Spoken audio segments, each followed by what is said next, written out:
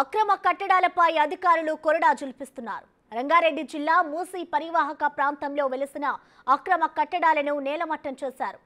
Buffer జోన్లో తిరిగి నిర్మిస్తే క్రిమినల్ కేసులు నమోదు చేస్తామని రాజేంద్రనగర్ ఎంఆర్ఓ రాములు వార్నింగ్ ఇచ్చారు.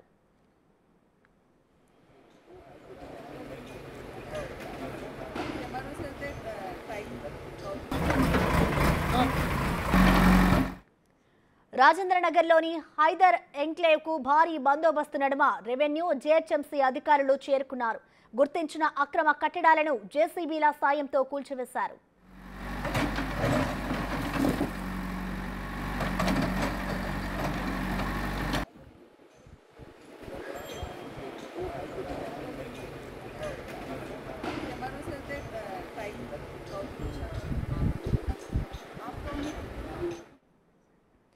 హిమాయత్ సాగర్ కు భారీ వరద వచ్చినప్పుడు గేట్లు ఓపెన్ చేస్తారు.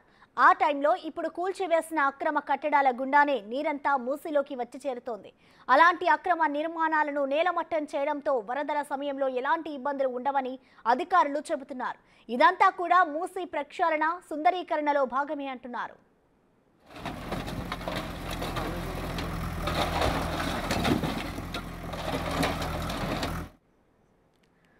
అక్రమ కట్టడాల కూల్చివేతకు సంబంధించిన కంప్లీట్ డీటెయిల్స్ మా ప్రతినిధి రానా అందిస్తారు. రానా, ప్రసన్న, ముఖ్యంగా వర్షం పడితే చాలు మూసీ పరివాహక ప్రాంతంలో ఉన్నటువంటి అందరినీ కూడా ఎప్పుడు కూడా అధికారులు అప్రమత్తం చేసిన నేపథ్యం కనపడుతుంది. ఎందుకంటే అక్రమ కట్టడాల వల్ల వాళ్ళు ఎక్కువగా వెలిసాయి. చాలా మంది కూడా అక్కడ కట్టుకుని నివాసం కూడా ఉంటున్న నేపథ్యం కనపడుతుంది. వారి వల్ల కూడా చాలా ఇబ్బంది పడుతుంది. పైగా ఈ మూసీ గేట్ ఎప్పుడైతే హిమాయత్ సాగర్ సంబంధించిన గేట్లు ఎత్తినప్పుడు పెద్ద పెద్ద వాటర్ కూడా వస్తుంటాయి. ఆ వాటర్ అప్పుడు చాలా మందికి ఇబ్బంది పడిన పరిస్థితులు ఉన్నాయి అనే ఉద్దేశంతో కూడా ప్రతి సంవత్సరం వారిపైన హెచ్చరికలు చేస్తున్నా కానీ కొత్త ప్రభుత్వం వచ్చిన తర్వాత పూర్తి స్థాయి ప్రక్షాళన చేయాలనే ఉద్దేశంతో కూడా చర్యలు తీసుకోవచ్చు. దాని తగ్గట్టుగా ఈ మూసీ పరివాహక ప్రాంతంలో ఉన్నటువంటి అక్రమంగా వెలిసినటువంటి కట్టాలన్నీ కూడా నేలమట్టం చేశారు అధికారులు. ముఖ్యంగా ఈ బఫర్ జోన్ ఉంది కాబట్టి ఈ బఫర్ జోన్ తిరిగి నిర్మిస్తే క్రిమినల్ కేసులు నమోదు చేస్తామన్నది కూడా ఇప్పటికే రాజేంద్రనగర్ తహసీల్దార్ రాములు చాలా గట్టిగానే వారికి హెచ్చరికలు కూడా జారీ చేసినట్టు నేపథ్యం కనబడుతుంది. ముఖ్యంగా ఈ జిహెచ్ఎంసీ పరిధిలోని హైదర్ ఇంట్లో సంబంధించిన అక్రమ కట్టడాలపైన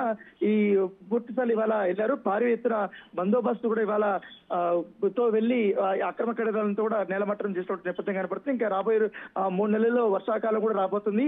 జూన్ లో వర్షాలు కూడా భారీ స్టార్ట్ అవుతాయి కాబట్టి అప్పట్లోపల ఈ మూసీ నది సుందరీకరణ పనులు పూర్తి స్థాయిలో కూడా చేయాలి. ఇప్పటికే ముఖ్యమంత్రి రేవంత్ రెడ్డి గాని అలాగే అక్బరుద్దీన్ ఓవైసీ గానీ ఏదైతే లండన్ కి వెళ్ళినప్పుడు ఆ లండన్ టోర్నీలో కూడా ఏథెన్స్ సంబంధించినటువంటి ఆ ఒక్క నదిని కూడా చూసొచ్చారు. పూర్తి స్థాయిలో ఆ రకంగా కూడా ఈ యొక్క మూసీ పరివాహక ప్రాంతాన్ని తీర్చిదిద్దాలి, దాన్ని ఒక పర్యాటక కేంద్రంగా లాగా చేయాలి.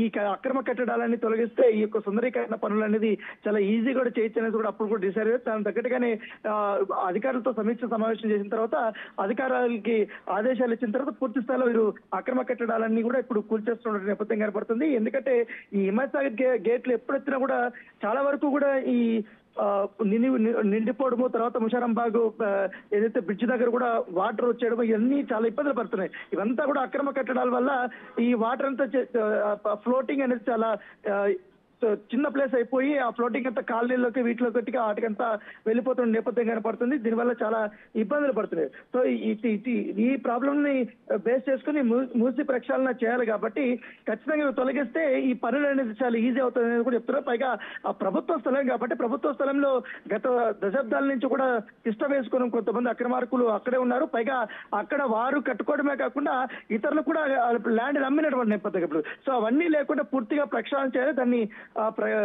సుందరీకరణ చేయాలి కాబట్టి దాని దగ్గరగా ఇవాళ చర్యలు తీసుకోబోతున్నారు. రేపు మరికొన్ని కూల్చివేతలు అయితే ఉండబోతున్నట్టుగా మనకు సమాచారం అవుతుంది. Right, thank you Rana.